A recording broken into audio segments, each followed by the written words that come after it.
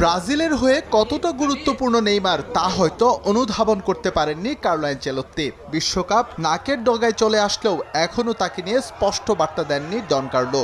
এমন পরিস্থিতির মাঝেই ব্রাজিলের গণমাধ্যমে খবর, নেইমারকে দলে রাখতে কার্লোর সঙ্গে কথা বলেছেন দেশটির প্রেসিডেন্ট লুলা দা সিলভা।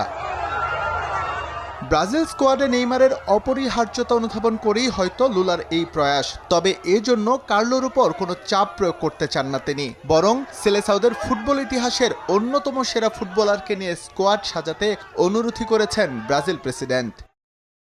সম্প্রতি আমার অ্যানচেলোত্তির সঙ্গে কথা বলার সুযোগ হয়েছিল, তখন তিনিই আমাকে নেইমারের বিষয়টি নিয়ে জিজ্ঞাসা করেন। কার্লো আসলে নেইমারের বিষয়ে আমার অবস্থান জানতে চাচ্ছিলেন। আমি বলেছি সে দারুণ ফুটবলার এবং তার সামর্থ্য আছে, ফিট থাকলে তাকে দলে রাখা যেতে পারে।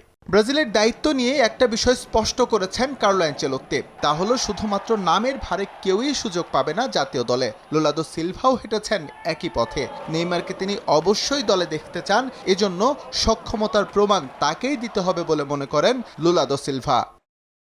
আমাদের আগে জানতে হবে নেইমার দলে ফিরতে চায় কিনা। যদি চায় তবে তাকে পেশাদার হতে হবে। শুধু নামের জোরে বিশ্বকাপে যেতে পারে না কেউ, তাকে ফিট প্রমাণ করেই ফিরতে হবে স্কোয়াডে। এক্ষেত্রে নেইমার লিওনেল মেসি কিংবা ক্রিস্টিয়ানো রোনালদোকে আদর্শ মানতে পারে।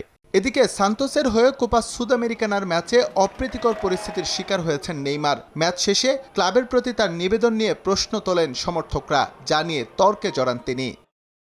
আমাদের পারফরম্যান্স নিয়ে সমর্থকরা সমালোচনা করবে, এটাই স্বাভাবিক। কিন্তু যখন বিষয়টি ব্যক্তিগত পর্যায়ে চলে যায় তখন সেটা মেনে নেওয়া সম্ভব হয় না। আমি নিজের কাজের প্রতি সৎ, যতটা প্রয়োজন তার চেয়েও বেশি শ্রম দেই, তাই এমন আচরণ করা ঠিক নয়। সমর্থকরা মাঝে মধ্যে তাদের সীমা ছাড়িয়ে যান। আসছে মাসে বিশ্বকাপ স্কোয়াড ঘোষণা করবে ব্রাজিল ফুটবল কনফেডারেশন। সেখানে নেইমারের জায়গা হবে কিনা তা জানা যাবে প্রথম সপ্তাহেই। এস এম ইকবাল, সময় সংবাদ।